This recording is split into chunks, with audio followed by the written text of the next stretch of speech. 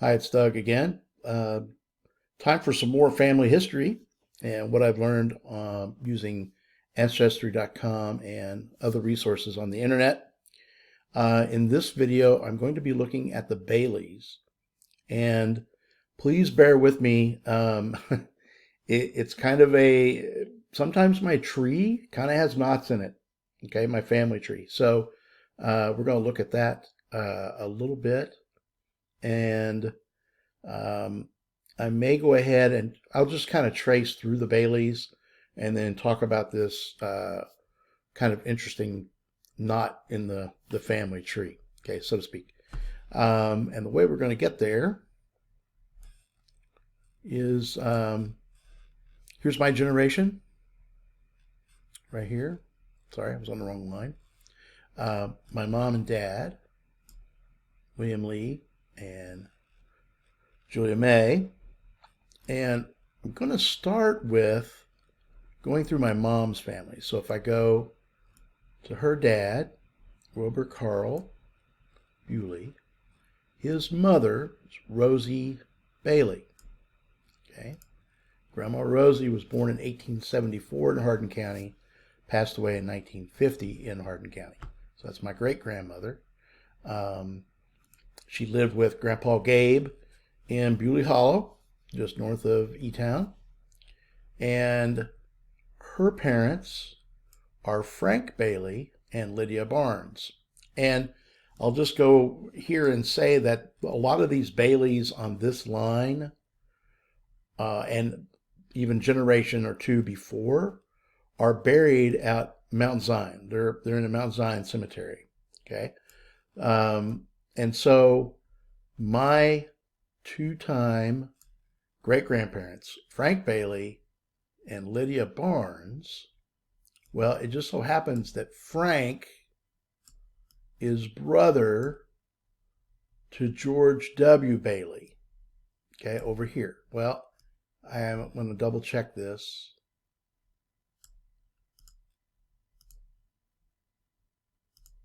Yeah, that's right. Okay. They're brothers. I was thinking that they were half brothers, but I'm confused. Okay. So, Frank and George W. Frank was born 1844, passed away in 1928. He died in Louisville, according to this. And George W. was born in 1830 in Albemarle County, Virginia. Died in Hardin County. Whoops. That was interesting. In 1907. So, older brother.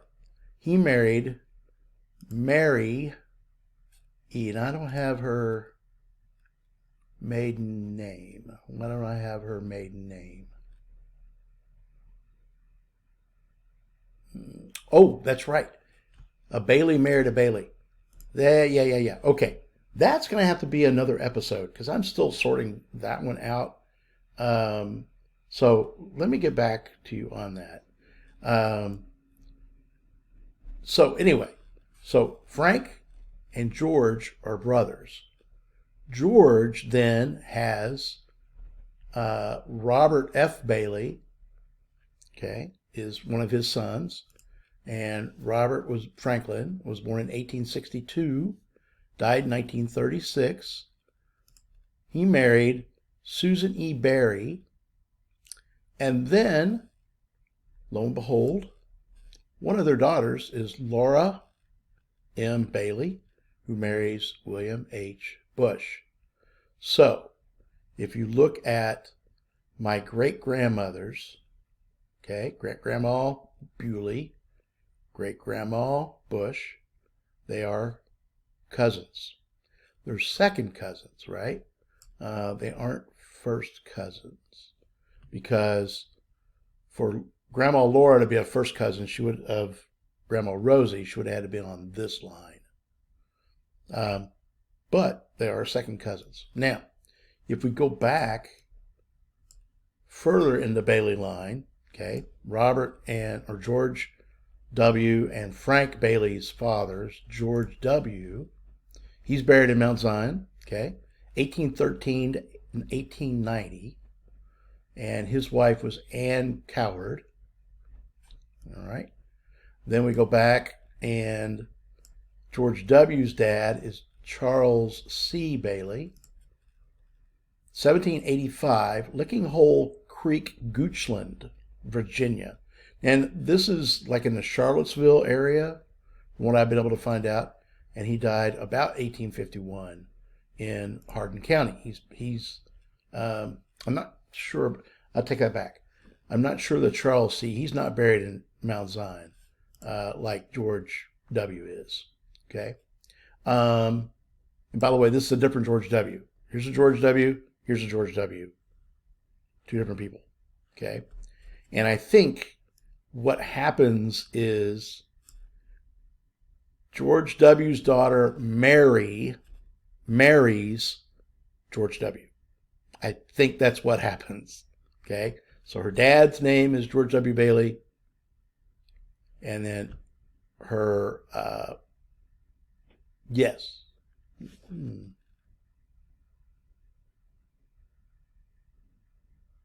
Confused by all the lines here. Give me just a second.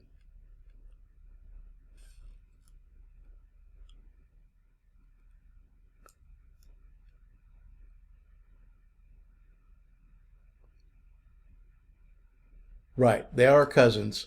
It goes back George W. Bailey, this George W. Bailey. His father's John H., whose father is Thomas William, who is also in this other line. So let me, got such a mess here. Try to get back. Oh my goodness.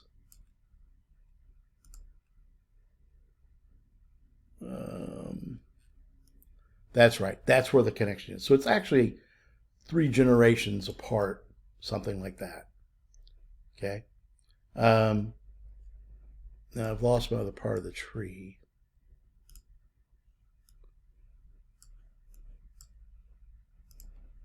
Oy. See, I told you. My family tree has knots. So let me get, okay, there's mom's family again. Oy,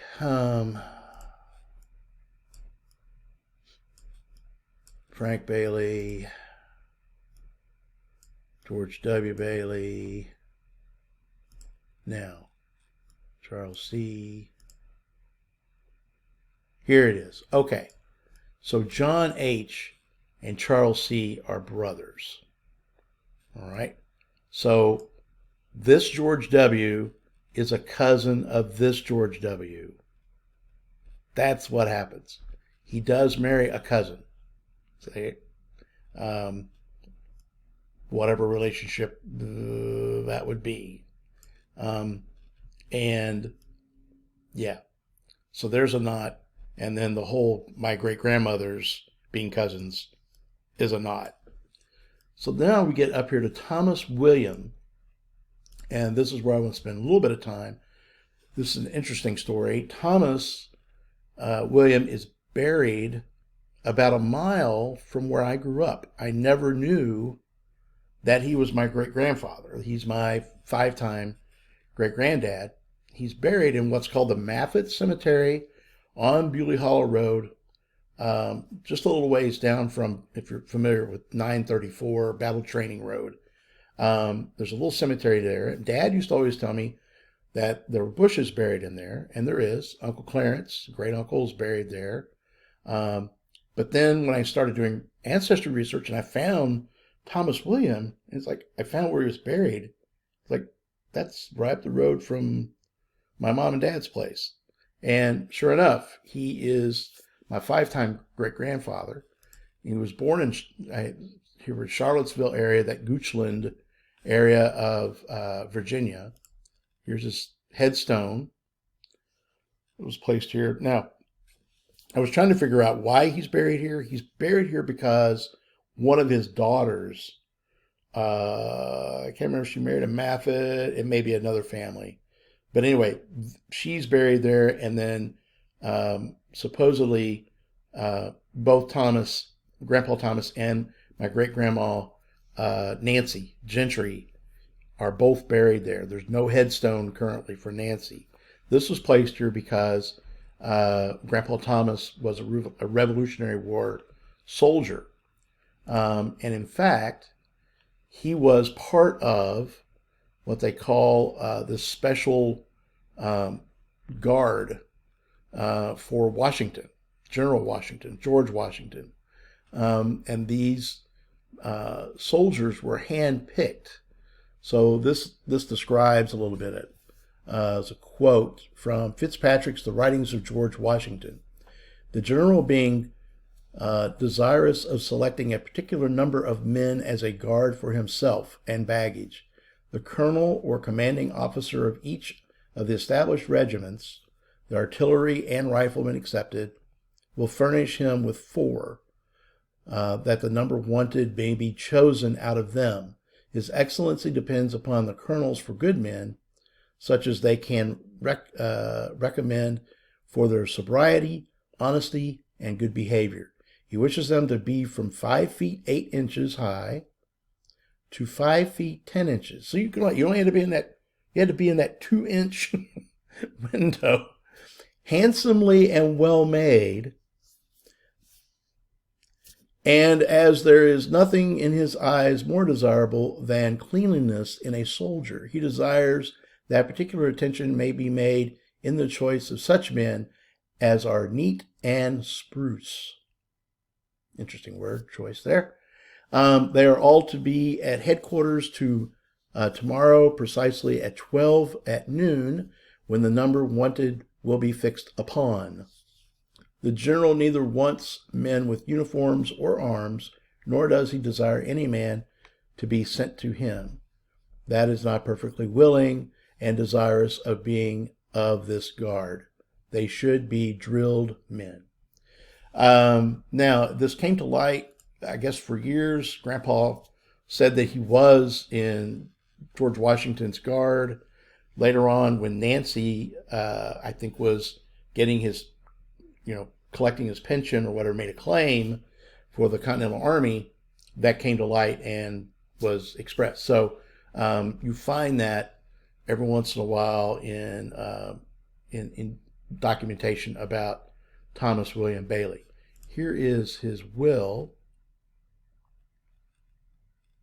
handwritten, and so I'm not going to attempt to read all of it. Hardin County, Kentucky, October 21st, 1825. And I think it's signed or notarized or whatever. I was thinking that this had Haycraft on it. I may be wrong. I can't find it right now. Okay. So there's his will. And then I was able to find a land grant. After the Revolutionary War, Grandpa Thomas was given a land warrant. Here it is. Commonwealth of Virginia, because this would have been before Kentucky was a state, and I think they did live in Virginia for a time. So it's quite possible that this would still be in what is modern day Virginia. Quantity of 100 acres of land. Thomas Bailey has services for 3 years as a soldier in Virginia Continental Line. This was, December in the year 1783. So 1783, Kentucky's not a state yet. But I have found that he lived in Louisa County, Virginia, before moving to Hardin County. There we go. So that's Grandpa Thomas. If I go back to the tree, go back one more generation with the William Thomas. Now, without going into a lot of detail, William Thomas Can't remember if it's maybe, yeah, no, it is this generation. I'm pretty sure. Well, it's either this generation Thomas T or Thomas W. If everything we found on Ancestry is correct, then Judy and I have a common ancestor. And it's either William T, not Judy being my wife, William T or Thomas T. I can't, right now it escapes me. But from what we found, one of these men, one of these generations, they have a sister. And if you follow that sister's line on down, you get to Judy's mom and to Judy. They did spend time in eastern Kentucky. There's Hardin County is in the mix, and it's the Murphy family, I'm pretty sure. You move down to the Murphys, and eventually you get to the Millers, and that's Judy's granddad on her mom's side. So, like I said, my tree sometimes has knots.